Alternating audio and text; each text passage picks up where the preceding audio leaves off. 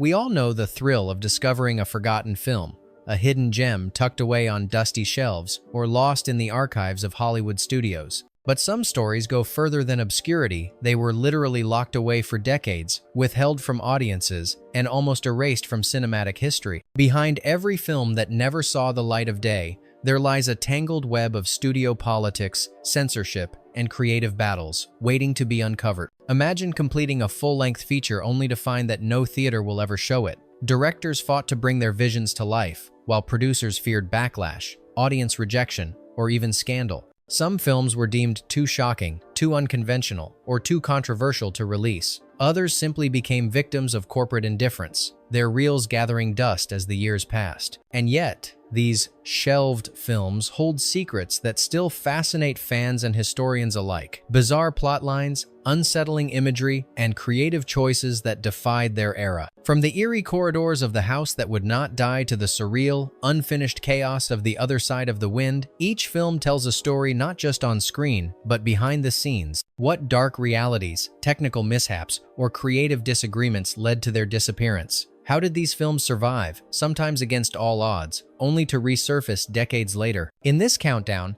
we will explore 15 horror films that were shelved for decades, examining the circumstances that kept them hidden and the moments that make their eventual release so remarkable. We'll uncover the censored scenes, lost footage, and creative compromises that define their obscurity. And along the way, we'll ask, did the studios suppress these works to protect the audience or to protect themselves? Let's dive into a world where cinematic nightmares were locked away, waiting patiently for the moment when the lights would finally come back on. Here are 15 horror films that remained unseen for years, and the secrets they carried behind closed doors. Fact Hasson, The Killing Kind, 1973. Imagine a film so dark and unsettling that the studio immediately shelved it after post-production. The Killing Kind, directed by Curtis Harrington, was completed in 1973, yet it remained hidden from audiences for years.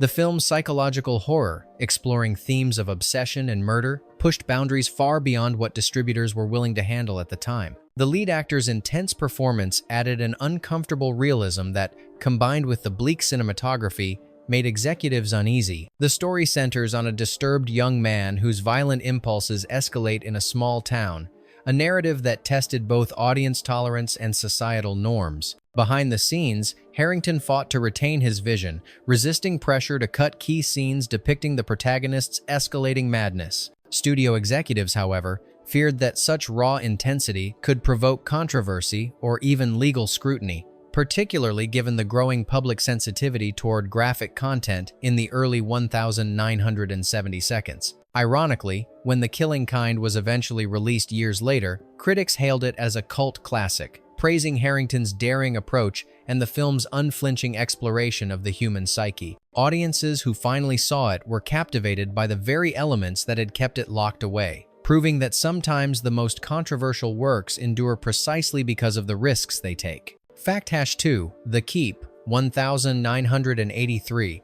In 1983, Michael Mann undertook the ambitious adaptation of F. Paul Wilson's novel with The Keep, blending supernatural horror with historical intrigue. Despite completion, the film was heavily cut, and the original vision was never fully released. The studio, worried about its commercial viability and the unusual mix of war, horror, and mysticism, insisted on trimming crucial narrative sequences and ambiguous character moments. Filming had been chaotic, elaborate sets in Romania, massive pyrotechnics, and a climactic battle involving supernatural forces left the production over budget and behind schedule. Lead actors delivered demanding performances amid difficult conditions, while Mann's insistence on a dense, atmospheric score clashed with studio expectations. In the end, the theatrical release bore little resemblance to Mann's original conception, and the uncut version remained unseen for decades, buried in studio vaults. Yet, this incomplete form achieved a cult following among genre enthusiasts who sought the elusive director's vision in bootleg copies. Ironically, the elements that scared the studio, ambiguous morality, graphic supernatural horror, and a narrative that defied linear explanation, became precisely what fascinated future audiences, cementing The Keep as a legend of lost cinema. Fact Hash 3, The Other Side of the Wind, 1980. 975. Orson Welles' The Other Side of the Wind is perhaps the ultimate tale of a film trapped in time. Completed in 1975, Welles' audacious experiment, a satire of Hollywood, filmed in fragmented cinema verite style, remained unfinished and unreleased for over 4 decades due to financial disputes, legal battles, and the director's death in 1985. The film's meta-commentary, its shifting narrative structures, and unorthodox shooting style made it nearly unmarketable for the era. Cast and crew labored under uncertain conditions, improvising dialogue and scenes that blurred reality and fiction. Studios feared the public would be confused or offended by the unconventional storytelling, leaving reels stored and forgotten. Ironically, when Netflix finally restored and released it in 2018, audiences hailed it as a masterwork, a time capsule of Welles' brilliance, and a glimpse into the chaos behind the Hollywood facade. The very qualities that made it unapproachable in the 1,970 seconds, its audacity, fragmentation, and critique of the industry, became the reasons it was celebrated decades later. The Other Side of the Wind stands as a monument to the resilience of cinematic vision, waiting for its proper moment in history. Fact-4, The House That Would Not Die, 1970. In 1970, a small yet ambitious studio completed The House That Would Not Die, a haunted house story that promised gothic chills and psychological tension. Yet, despite its completion, the film never received a proper release. Studio executives feared the eerie atmosphere and depictions of restless spirits might be too intense for audiences, particularly when combined with the dark, claustrophobic cinematography that gave the mansion a character of its own. The production itself was rife with challenges. Period-accurate sets proved costly, actors struggled with long, nighttime shoots, and director John Llewellyn Moxey insisted on atmospheric lighting that slowed filming considerably. Rumors circulated that some sequences were considered too frightening or morally ambiguous for general audiences, leading to further hesitation from distributors. Ironically, when the film finally saw the light of day years later, it found a devoted cult following. Fans praised its meticulous set design, atmospheric tension, and subtle storytelling that relied more on suggestion than explicit horror. What was once deemed too much became its defining strength, proving that a film shelved out of caution can gain appreciation long after its initial creation. Fact-5, The Evictors, 1979. The Evictors, released in 1979, presents another tale of a horror film pushed aside by industry caution. While technically completed, the movie was pulled from several markets, with distributors citing concerns over violent content and potential backlash from audiences unfamiliar with its dark tone. The plot, centered on a couple targeted by a sinister landlord in a rural setting, combined suspense with unsettling psychological element. Behind the scenes, director Charles B. Pierce faced numerous production obstacles. Low budgets forced creative compromises on sets and practical effects, while actors were asked to perform scenes that skirted the edge of physical danger. Studio executives, anxious about public reaction, mandated cuts that altered pacing and tone, delaying the film's wide release. Ironically, collectors and genre enthusiasts later celebrated The Evictors for the very elements that made it controversial. The tension-filled cinematography, unnerving performances, and rural isolation created a distinct atmosphere that modern audiences now regard as a classic example of overlooked 1,970 seconds horror. The film's limited initial release only enhanced its mystique over time. Fact-6, The Sentinel, 1977. The Sentinel, directed by Michael Winner in 1977, was mired in production controversies that kept it from immediate recognition. The film, exploring the supernatural horrors surrounding a New York City apartment building and its secretive guardians, faced censorship challenges due to graphic imagery, intense thematic material, and scenes of religious horror that studios deemed potentially offensive. Filming was further complicated by the demands of a large ensemble cast and practical effects that pushed the limits of 1,970 seconds technology. Multiple edits were requested by distributors to tone down violence and certain controversial sequences, resulting in a version that differed significantly from Winner's original vision. The studio hesitated on release dates, worried about reception and protests from religious groups. Ironically, The Sentinel eventually gained a cult following, with fans appreciating the daring atmospheric tension that had initially caused hesitation. The sequences that terrified and unsettled 1,970 seconds executives became the very reason audiences later revered the film. Its journey from censorship to cult status underscores the enduring appeal of horror that dares to challenge societal boundaries. Fact #7 Messiah of Evil 1973. Messiah of Evil, a 1973 cult horror, exemplifies a film too unconventional for its time. Completed with surreal imagery and an avant-garde narrative, studios balked at releasing it widely. The story, blending apocalyptic themes with horror and psychological tension, was considered too abstract, and executives feared it would alienate audiences seeking straightforward scares. Production itself was chaotic. Location shoots along fog-laden beaches and abandoned buildings created logistical nightmares, while the lead actors had to navigate improvisational dialogue amidst dense, unsettling cinematography. Director Willard Hoke and producer Gloria Katz fought to preserve the film's eerie atmosphere, but repeated demands for cuts and clarifications threatened the integrity of their vision. Ironically, when Messiah of Evil finally reached audiences decades later, its experimental style and haunting visuals became celebrated aspects, defining it as a landmark in psychedelic horror. Scenes once deemed incoherent or risky now captivate enthusiasts who value its originality, proving that films shelved out of fear can later inspire new appreciation for boundary-pushing artistry. Fact #8 Death Dream 1974. In 1974, Bob Clark directed Death Dream, a chilling story exploring grief, revenge, and the undead. Despite completion, distributors hesitated, citing the graphic depiction of a soldier returning from war as a reanimated corpse, paired with disturbing social commentary. Such content was thought to be too confrontational and morally ambiguous for mainstream audiences of the era. Filming posed unique challenges.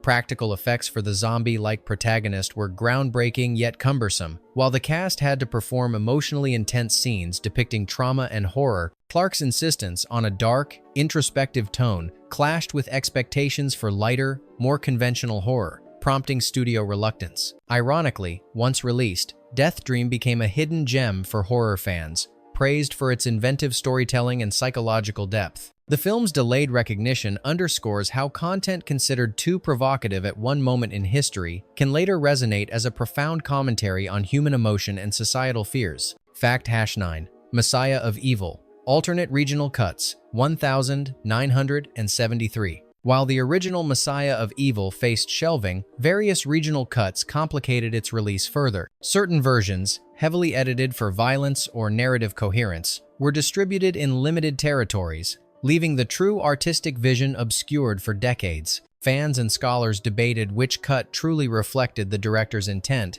adding to the film's mystique. Behind the scenes, censorship boards demanded removal of sequences depicting apocalyptic imagery and intense gore, while some markets even requested redubbing to soften dialogue. These interventions created fragmented versions, further delaying widespread recognition. Ironically, the piecemeal circulation of Messiah of Evil contributed to its cult status. Audiences pieced together disparate elements over time, fostering discussions, analysis, and reverence for its experimental nature. What was once a liability, the shelving and regional editing transformed into a catalyst for its enduring legend among horror aficionados. Fact #0 Don't Look in the Basement 1973. Don't Look in the Basement, a 1973 psychological horror, became notorious for its unsettling depiction of a mental institution. Despite completion, distributors feared the graphic portrayal of patients and staff crossing moral boundaries would provoke outrage. The film was shelved in multiple regions and only saw limited release, effectively vanishing from public view for years. Behind the scenes, director S.F. Brownrigg navigated tight budgets and a confined set, which contributed to the film's claustrophobic atmosphere. Actors endured grueling long takes to capture authentic fear and tension, often improvising to heighten realism. Studio executives, however, remained wary of the provocative content, requesting edits that were reluctantly implemented, further delaying a full release. Ironically, the very elements that kept Don't Look in the Basement hidden its stark portrayal of institutional horror, unflinching character performances, and relentless tension later defined its cult status. When modern audiences discovered it, They praised its raw, immersive approach, proving that films once suppressed for daring choices could achieve lasting acclaim decades later. Fact Hasonon, Shockwaves, 1977. Shockwaves, released in 1977, tells the story of a Nazi-obsessed group of aquatic soldiers terrorizing a Caribbean island. While completed, its disturbing premise and graphic content led to delayed and inconsistent distribution. Many theaters refused to screen it, fearing controversy and poor reception. Production presented extraordinary challenges. Filming underwater sequences with limited technology and safety measures was risky, and the actors performed in harsh conditions to achieve authentic tension. Director Ken Wiederhorn's insistence on practical effects over studio-friendly shortcuts increased production costs and complexity. Ironically, the very aspects that caused hesitation, its unique villain concept, intense gore, and suspenseful underwater cinematography, became hallmarks that attracted cult fans. Shockwaves eventually earned a dedicated following, celebrated for its ingenuity and willingness to push genre boundaries despite its troubled release. Fact Hassan 2, Messiah of Evil, Los Angeles premiere, 1973. Although partially released in limited markets, Messiah of Evil faced further setbacks in its Los Angeles premiere. The studio demanded additional cuts to tone down apocalyptic imagery and unsettling sequences, fearing negative critical reception. As a result, the initial LA audience saw an incomplete narrative that obscured the director's vision. On set, the cast and crew had experimented with abstract sequences and improvisation, contributing to a film that challenged conventional storytelling. When studio interference fragmented the premiere version, confusion and mixed reviews ensued, cementing the film's status as a lost piece of horror history. Ironically, decades later, restoration projects allowed audiences to experience Messiah of Evil closer to its intended form. The delay and censorship that once limited its reach ultimately enhanced its mystique, turning it into a study in avant-garde horror filmmaking and a cult treasure admired by critics and fans alike. Fact Hasson 3, The Legend of Hell House, 1973. The Legend of Hell House, adapted from Richard Matheson's novel in 1973, faced shelving in certain markets due to its intense supernatural themes and graphic depictions of psychological terror. While completed and screened selectively, studio executives worried that its bold exploration of human fear and paranormal phenomena would provoke backlash. Filming presented unique technical and artistic challenges. Director John Hofe aimed to create a palpable sense of dread using elaborate sets, intricate lighting, and practical effects to convey spectral activity. Actors endured long hours in dim, claustrophobic spaces, heightening the authenticity of their fear. Yet the studio's cautious approach led to delayed releases and heavily edited prints, obscuring key narrative moments. Ironically, the same aspects that caused hesitation, the immersive horror, character-driven tension, and creative visual storytelling later cemented the film's reputation. Modern audiences and horror aficionados now praise The Legend of Hell House for its meticulous atmosphere, proving that sometimes the most daring creative choices endure despite initial suppression. Fact Hasson 4, I Drink Your Blood, 1970. Completed in 1970, I Drink Your Blood was controversial for its graphic depiction of cult-induced rabies and extreme violence. Studios hesitated to release it, fearing legal issues and public outrage over the intense content. As a result, distribution was limited, and the film gained notoriety primarily through underground channels rather than mainstream theaters. The production itself was fraught with challenges. Low-budget constraints forced director David E. Durston to rely on innovative practical effects and creative staging to convey visceral horror. Actors performed dangerous or physically demanding scenes to achieve realism, while studio mandates threatened to cut some of the most shocking sequences, delaying any wide release. Ironically, the very elements that provoked initial suppression, the intense gore, audacious plot, and confrontational narrative, later fueled its cult appeal. I Drink Your Blood became emblematic of early 1972 shock horror, celebrated by enthusiasts for its unflinching approach and its ability to push boundaries long before modern horror norms were established. Fact Hasson 5, Scream Bloody Murder, 1973. Scream Bloody Murder, a 1973 slasher completed under tight budgetary conditions, faced shelving due to concerns over excessive gore and morally ambiguous characters.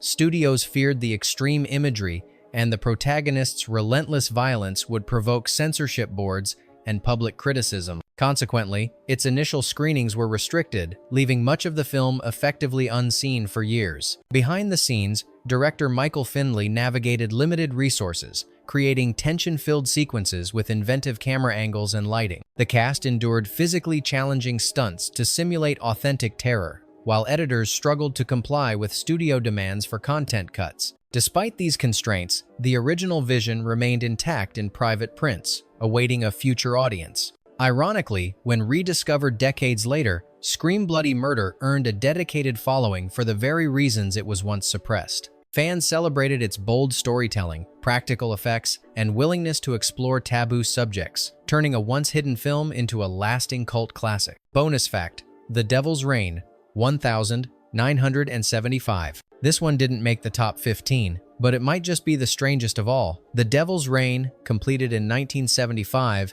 faced extraordinary delays and controversy that pushed it to the margins of horror cinema. The film's narrative, centered on a satanic cult and the literal melting of its victims into grotesque forms, provoked immediate apprehension among distributors, who feared public outrage and potential censorship. Filming itself was a logistical and creative nightmare. Director Robert Fuest relied on elaborate practical effects, heavy makeup, and extensive use of color filters to create a hallucinatory, nightmarish atmosphere. Actors performed intense, emotionally draining scenes, often amid cumbersome prosthetics and scorching heat on set. Studio executives, concerned about both morality and marketability, demanded edits that altered key sequences, further delaying release and diminishing the cohesion of the original vision. Ironically, decades later, audiences revisiting The Devil's Reign recognized its audacious visual style, surreal set pieces, and commitment to extreme horror. What was once deemed too grotesque or controversial became a celebrated cult artifact, remembered not just for its shock value but for its daring ambition. The film stands as a testament to how cinematic nightmares, when suppressed, can emerge later as enduring symbols of creativity and risk-taking. Which of these hidden horror films shocked you the most? Were these movies suppressed to protect audiences or to conceal creative risks that studios were unwilling to embrace? Share your thoughts and debate the most controversial scenes, the films you wish had been released sooner, or the hidden gems you've discovered. Did the censorship enhance the mystique, or did it rob generations of unforgettable cinematic experiences? Tell us, which lost or shelved horror film do you think deserves recognition today, and why? Your opinions could uncover the next forgotten classic.